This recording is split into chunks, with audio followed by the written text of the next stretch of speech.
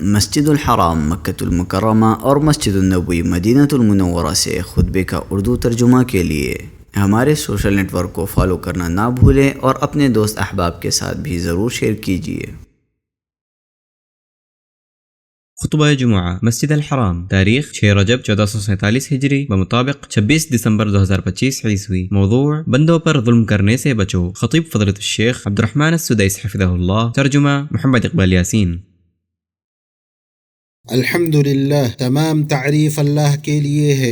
اے ہمارے رب، ہم تیری حمد بیان کرتے ہیں، تجھ سے مدد مانگتے ہیں اور مغفرت چاہتے ہیں اور تیری بارگاہ میں توبہ کرتے ہیں۔ میرے رب، تیری ذات ہی کے لیے عظیم حمد ہے، تیرے سوا کسی کے لیے نہیں۔ میں گواہی دیتا ہوں کہ ایک اللہ کے سوا کوئی معبود برحق نہیں، اس کا کوئی شریک نہیں، جس نے اس امت کو خصوصی دین و شریعت سے نوازا اور مظالم سے نکلنے کے لیے شاندار منہج کی ہدایت دی۔ اور میں گواہی دیتا ہوں کہ ہمارے نبی محمد اللہ کے بندے اور رسول ہیں۔ آپ ہدایت و نور کو یقینی حق کے طور پر لے کر آئے۔ میرے رب کا درود و سلام ہو آپ پر، آپ کے آل و اصحاب پر، تابعین پر اور ان لوگوں پر جو تا قیامت ان کی اچھی طرح پیروی کریں۔ اے بلند و بالا رب، معطر اور خوشبودار سلامتی نازل کر۔ اما بعد، اللہ کے بندو، اللہ کا تقوی اختیار کرو، اس کا شکر ادا کرو۔ اس نے تمہیں اسلام کی ہدایت دی جو فضائل اور عظیم خوبیوں کا دین ہے۔ سنو، مولا تعالی کے راستے پر چلو اور تقوی کے سوا کوئی رہبر نہ ڈھونڈو اور دنیا کی طرف مائل نہ ہو۔ اپنے مولا پر بھروسہ کرو، اسے ہی کارساز بناؤ۔ مومنو، ایسے وقت میں جب لوگ مادیات میں غرق ہیں، لبھانے والے اسباب اور واضح معنی پر حاوی ہونے والی چیخ و پکار کا طوفان ہے، اصلی مسائل کے ساتھ غیر دانشمندانہ تعامل کے اثرات ہیں، اختلافات کی کثرت ہے، جھگڑے اور نزاع کے وقت انصاف کی قلت ہے، بندوں کے حقوق پر توجہ مرکوز کرنے اور ان کی حق تلفیوں سے نکلنے کی ضرورت ابھر کر سامنے آتی ہے، کیونکہ مسئلہ سرسری اختلافات سے کہیں زیادہ سنگین ہے۔ وہ مسئلہ ہے دینی شعور کی کمی، فکری کھوکھلاپن، سماجی بکھراؤ اور مقاصد و اقدار کا فقدان، جس سے وہ افراد پیدا ہوتے ہیں جن کو تعمیری کام میں مصروف ہونے کے بجائے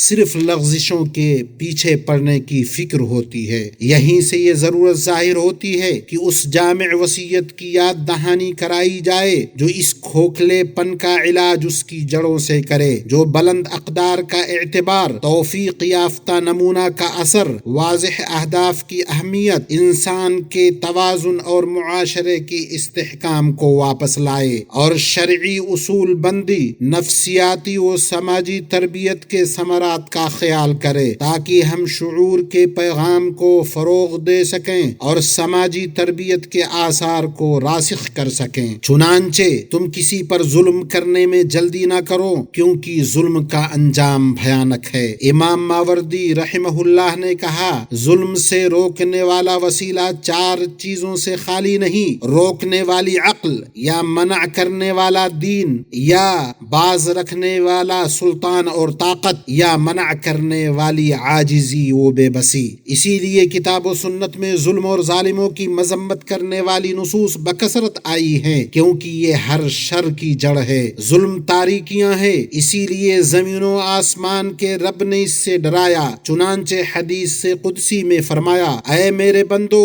میں نے اپنے اوپر ظلم کو حرام کیا ہے اور اسے تمہارے درمیان بھی حرام قرار دیا ہے، اس لیے تم ایک دوسرے پر ظلم نہ کرو۔ اور اللہ تعالی نے فرمایا، ظالموں کے لیے ویل ہے، یعنی دکھ والے دن کا عذاب۔ اسلامی بھائیوں، ظلم کے سب سے بھیانک قسموں میں سے بندوں پر ظلم ہے۔ اس ظلم میں وہ خونی کانٹے ہیں جو ظالم کو تباہی میں دھکیل دیتے ہیں۔ اس نے باطل کو کتنا حق بنا دیا، حق کو کتنا مٹا دیا، شیرازہ کو منتشر کر کے کتنا نقصان پہنچایا۔ یہ خون، مال اور آبرو کو شامل ہے۔ نبی صلی اللہ علیہ وسلم نے فرمایا، تمہارا خون، تمہارا مال، تمہاری آبرو تم پر ویسے ہی حرام ہے جیسے اس شہر میں، اس مہینے میں تمہارا آج کا دن حرام ہے۔ ابو ہریرہ رضی اللہ عنہ سے روایت ہے کہ رسول اللہ صلی اللہ علیہ وسلم نے فرمایا،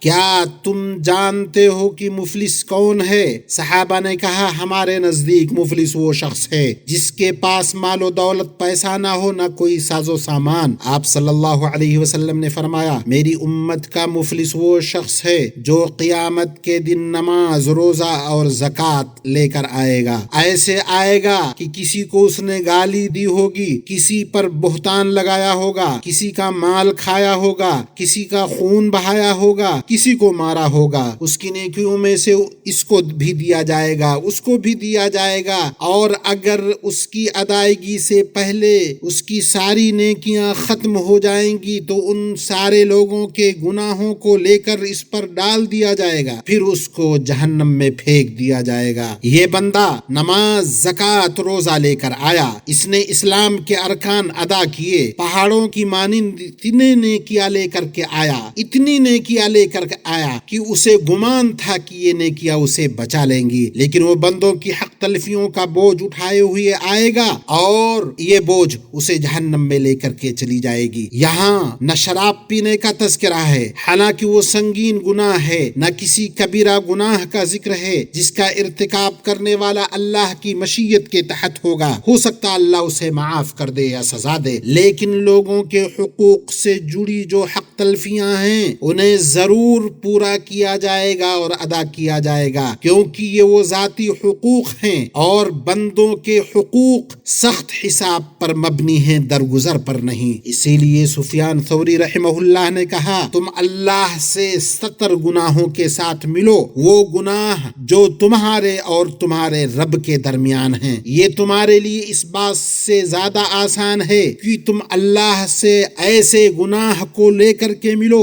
جو تمہارے اور بندوں کے درمیان کے گناہ ہیں۔ ابن قیم رحمہ اللہ نے ان لوگوں کی حالت تفصیل سے بیان کی، ساتھ ہی اللہ کے حقوق کے تئیں ان کے اہتمام کو بھی بیان کیا۔ کہتے ہیں، تم کچھ نیک لوگوں کو پاؤ گے جن سے تقریباً کوئی نماز، روزہ، ذکر نہیں چھوٹتا، لیکن وہ لوگوں کی آبرو کے ساتھ چھیڑ چھاڑ کرتے ہیں۔ انہوں نے بتایا کہ ظلم کے 3 دفاتر ہیں۔ ایک دفتر وہ ہے جس میں سے اللہ کچھ بھی معاف نہیں کرے گا، وہ شرک کا دفتر ہے۔ دوسرا دفتر وہ ہے جس میں سے اللہ کچھ بھی نہیں چھوڑے گا، یعنی پورا پورا حساب لے گا، وہ بندوں کا ایک دوسرے پر ظلم کرنے کا دفتر ہے۔ تیسرا دفتر وہ ہے جس کی اللہ کچھ بھی پرواہ نہیں کرے گا، اور وہ ہے بندوں کا خود پر ظلم جو اس بندوں اور ان کے رب کے درمیان ہوا ہے۔ اے ظالم، جس نے شخص پر ظلم کیا جس کا اللہ کے سوا کوئی مددگار نہیں، تو چھوٹ ملنے پر دھوکہ نہ کھا، کل تو مرے گا،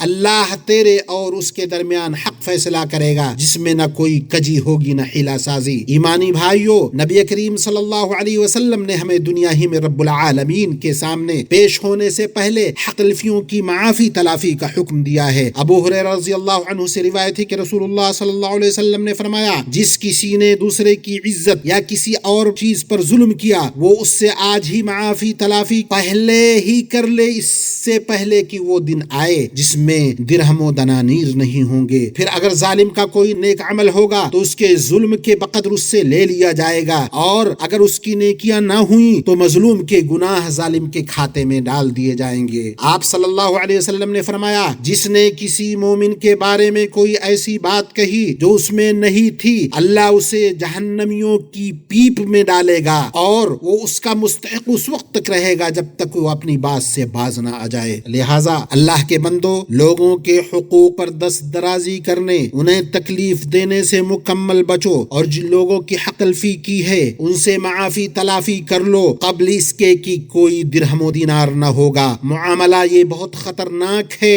فیصلے کے دن فیصلہ کرنے والے کی طرف ہم سرگرداں ہیں، اللہ کے پاس سب جھگڑنے والے اکٹھا ہوں گے۔ نبی صلی اللہ علیہ وسلم نے فرمایا، فرمایا، اس شخص کے لیے رحمت کی دعا فرمائی، آپ کی دعا قبول ہوتی ہے، مسترد نہیں۔ آپ نے فرمایا جو اپنے بھائی سے اس کے حق کے معاملے میں جلد بری الذمہ ہو جائے تاکہ قیامت کے دن اس سے اس کی نیکیاں لے لی نہ جائیں۔ ابو ہریرہ رضی اللہ عنہ سے روایت ہے کہ رسول اللہ صلی اللہ علیہ وسلم نے فرمایا، اللہ ایسے بندے پر رحم کرے جس کے پاس اس کے بھائی کا عزت یا مال کا کوئی بدلہ ہو، پھر وہ مرنے سے پہلے اس کے پاس آ کے دنیا ہی میں اس سے معافی تلافی کر لے، کیونکہ قیامت کے روز نہ تو اس کے پاس دینار ہوگا اور نہ ہی درہم۔ ظلم سے متنفر کرنے اور ظالموں کی سرزنش کے لیے یہی کافی ہے کہ ظلم قرآن کے اندر کفر کے مترادف کے طور پر آیا ہوا ہے۔ جن ظلموں نے ٹیکنالوجی کے دور میں اپنا سر اٹھایا ہے، جن کے سینگ نکل آئے ہیں، ان میں سے وہ ظلم ہے جسے بعض سوشل میڈیا پر عقلوں کے قزاق اور فکری دہشت گردی کے علم بردار پھیلا رہے ہیں۔ اسی طرح غیبت، چغل خوری، جھوٹ، بہتان تراشی میں بہ جانا واضح ترین، سنگین ترین، منحوس ترین ظلم ہے۔ ایسا کرنے والے پر واجب ہے کہ اس سے چھٹکارا حاصل کرنے میں جلدی کرے قبل اس کے کہ وہ دن آئے جس دن کوئی درہم و دینار نہ ہوگا۔ اللہ کے بندو سنو، اللہ سے ڈرو، وقت نکلنے سے پہلے بندوں پر کیے گئے ظلم اور انہیں پہنچائی گئی تکلیف سے نکلنے کی کوشش کرو۔ اللہ نے فرمایا، جو لوگ مومن مردوں اور مومن عورتوں کو ایذا اور تکلیف دیتے ہیں بغیر کسی جرم کے جو ان سے سرزد ہوا ہو، وہ بڑے ہی بہتان اور صریح گناہ کا بوجھ اٹھاتے ہیں۔ اللہ میرے لیے اور آپ کے لیے دونوں وحیوں میں برکت دے اور مجھے اور آپ کو سید الثقلین کے طریقے سے فائدہ پہنچائے۔ اللہ رب العزت والجلال نے قرآن کریم میں اس سلسلے میں فرمایا کہ جو شخص مومن مردوں اور مومن عورتوں کو ایذا دے بغیر کسی جرم کے تو وہ بڑے ہی گھاٹے میں، بہتان میں اور صریح گناہ میں ہیں۔ میں اپنی یہ بات کہہ رہا ہوں اور اللہ سے اپنے لیے، آپ کے لیے، تمام مسلمانوں کے لیے ہر گناہ کی مغفرت طلب کرتا ہوں۔ آپ اس سے مغفرت طلب کریں، اس کی بارگاہ میں توبہ کریں، بے شک وہ بڑا بردبار، بخشنے والا، مہربان ہے۔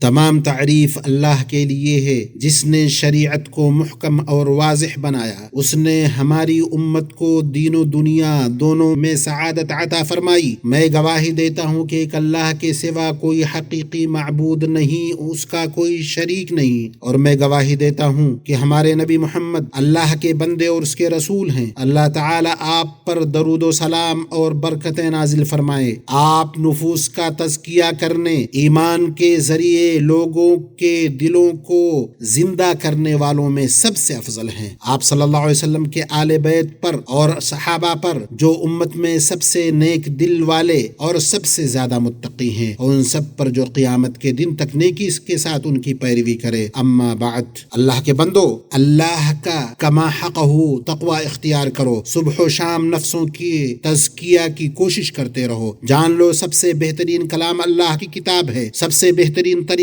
محمد صلی اللہ علیہ وسلم کا طریقہ ہے، ہر بدعت گمراہی ہے۔ مومنوں، ہم اس وقت اس حرمت والے مہینے ماہ رجب کے آغاز میں ہیں۔ اپنے نبی صلی اللہ علیہ وسلم کے طریقے اور جس پر قرون مفضلہ کے لوگ تھے اسے مضبوطی سے تھامے رکھو۔ بدعات اور دین میں ایجاد کردہ چیزوں سے بچو۔ جان لو کہ نبی صلی اللہ علیہ وسلم سے اس مہینے کی فضیلت کے سلسلے میں کوئی صحیح روایت ثابت نہیں، اور جو کچھ بھی اس ماہ میں نیک اعمال کی فضیلت کے بارے میں روایتیں نقل کی جاتی ہیں وہ یا تو ضعیف ہیں یا موضوع، جیسا کہ محقق علماء کرام کا موقف ہے۔ ایمانی بھائیوں، آج کے اس آخری زمانے میں ظلم عام ہے اور ہر طرف پھیلا ہوا ہے۔ وہ یہ کہ کچھ مظلوم قومیں جیسے فلسطینی عوام اور مسجد اقصی کے اطراف کے لوگ اجتماعی ظلم میں جی رہے ہیں۔ وہ ظالم صہیونی دشمن کی طرف سے محاصرے، تباہی، بے گھری، قتل و غارت گری، نقل مکانی، جبری ہجرت اور ظلم و زیادتی کا سامنا کر رہے ہیں۔ خاص طور پر جب ان پر سخت سردیوں کا موسم آیا ہے، ان کو اس کی ٹھنڈک نے جکڑ رکھا ہے۔ ہم اللہ سے دعا کرتے ہیں کہ ہر جگہ مظلوموں سے ظلم دور کر دے، اپنی مہربانی اور رحمت کی گرمی ان پر نازل فرمائے۔ اور یہاں فلسطینی مسئلے اور اسلامی مقدسات کے تئیں ہمارے ملک عزیز سعودی عرب کی مستقل اور شاندار موقف کو سراہا جانا چاہیے۔ اللہ تعالی سعودی عرب اور مسلمانوں کے ممالک کو دنیا کے مشرق و مغرب میں ہر برائی اور نقصان سے محفوظ رکھے، دشمنوں کی سازشوں، ظالموں کی شرارتوں کو ناکام بنائے۔ بے شک وہ سننے والا، دعا قبول کرنے والا ہے۔ اللہ آپ پر رحم کرے۔ درود و سلام بھیجیں ظاہر و باطن میں ہمارے نبی محمد بن عبداللہ القرشی الہاشمی پر، جو تمام مخلوقات میں سب سے بہتر اور شرف و منزلت میں سب سے افضل ہیں، جیسا کہ مولا کریم نے آپ کو حکم دیا ہے۔ چنانچہ اللہ عز و جل نے فرمایا، بے شک اللہ اور اس کے فرشتے اس نبی پر درود بھیجتے ہیں، اے ایمان والو تم بھی ان پر